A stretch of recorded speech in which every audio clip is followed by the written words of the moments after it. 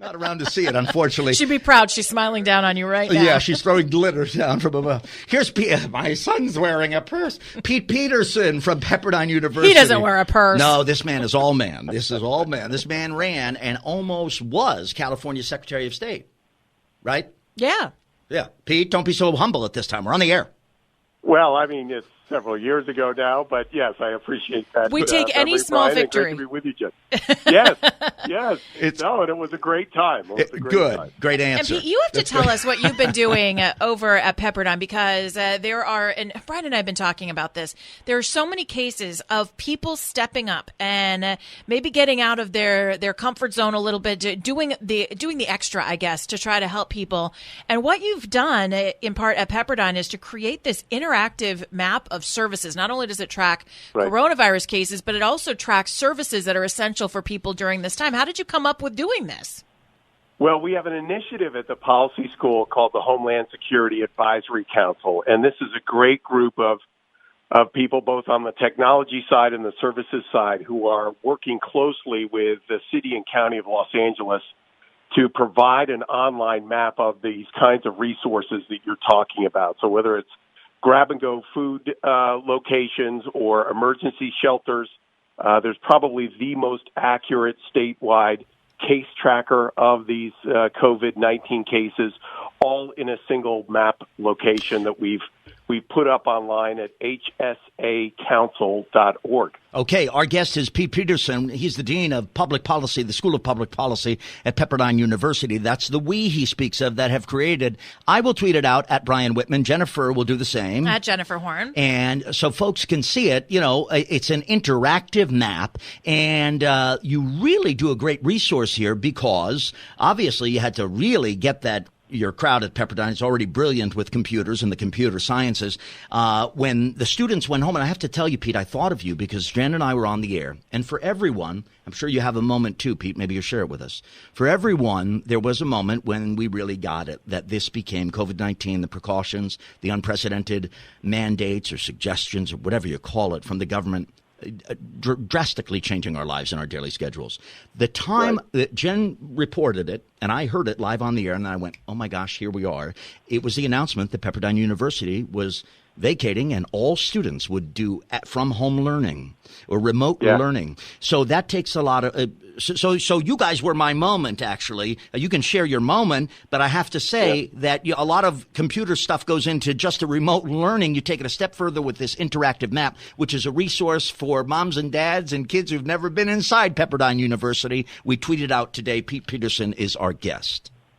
Well, thanks so much, Brian. And I mean, I wish we didn't have, if you will, an initial run at this, but the Woolsey fire a year and a half ago gave us really our first exposure to immediate transitions to online learning. So some of the steps that we took here on campus in response to COVID were essentially brushing off the plans and the strategies that we had put in place a year and a half ago. Obviously, what's so different about this is that it's a rolling crisis, right, that we're responding to it in real time. It's not a fire that happens once and you can do some damage assessment and then respond to that. This has been really an exercise in evolving strategic planning. And I would say that Pepperdine has really done such a great job by the students. We've provided waivers for students if they need to stay on campus.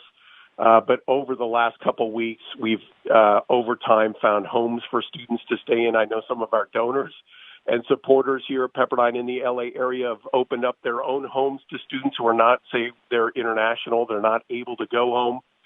So it's really been a family response here by Pepperdine. I love that because one of the groups that I hadn't thought about, and go back to the map in a second, but I actually, right before the big shutdown, I was speaking at a women's group at the Encino Oaks Republican Women's Federated group.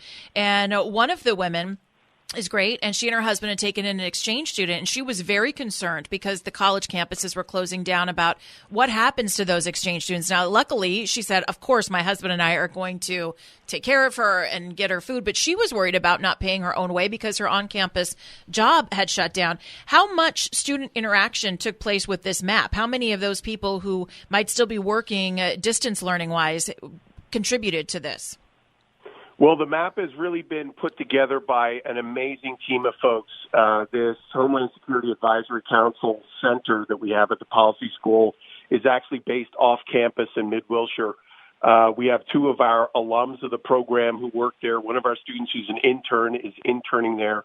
And again, it's a great group of technologists, but people that really have a familiarity with crisis management and disaster response and working closely with the city and county of LA, as well as Orange County as well. There are Orange County resources also posted there, as well as the statewide case tracker. And what I love about this, Pete, is it's really easy to use. A lot of these tracker sites, I think, seem confusing, but you really just scroll through and the map changes, so you can track grab and go food centers in LA and Orange County, personal hygiene stations, temporary shelters. I mean, we all know the new reality is that the homeless crisis is out of control. This is really great, important information. And then, of course, you get the up-to-the-minute confirmed cases locally and on a worldwide level as well. Yeah, that lifestyle portion of it where food's available and things like that, food centers. Pete Peterson is our guest. He's the Dean of Public Policy at the School of Public Policy at Pepperdine University. He's a friend of the Morning Answer. I have to ask you, my friend, because you're not just someone who can describe well and talk about this interactive map. You are, hold on a second,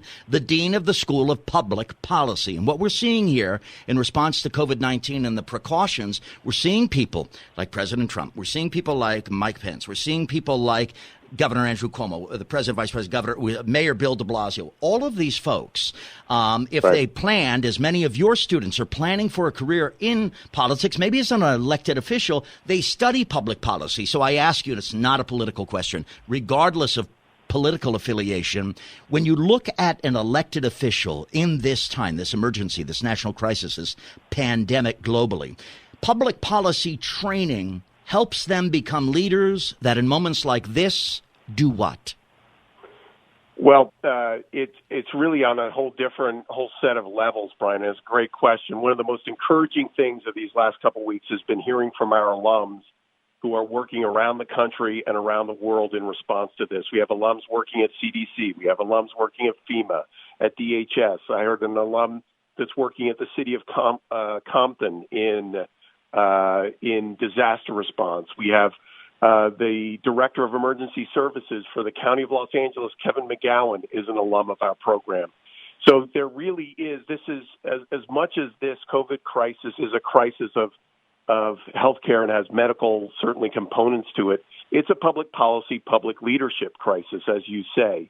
And I think the cities, counties, states, and the nations that are going to be the most resilient are the ones that have the best leaders and the best coordination between the public sector and the private sector. Okay. Pete Peterson, in 30 seconds, just looking forward for Pepperdine, what does the future hold? Do you have a plan in place as to when you expect students to come back and things to resume to relatively normal pace? Well, Jen, we've already made the decision to postpone all spring commencements, but President Gashier has made the commitment to all of our graduating students, undergrad as well as the grad schools, that there will be an on-ground, on-campus commencement for everyone at some point. That's great. Because of the rolling nature of this, we have not made a particular commitment on when students are going to be allowed back on campus. We're on this essential employee. I'm one of only a few staff here at the policy school today. Sure. But it's something we're watching every single day. All right. Pete Peterson, friend of the Morning Answer. Be safe. I hope you and your family Pete. are well. You mean a lot to us. And, of course, Pepperdine University means a lot to Southern California and America. He's the Dean of the School of Public Policy. Be safe, Pete. We'll talk soon. Thanks so much, Brian and Jen. Thank you.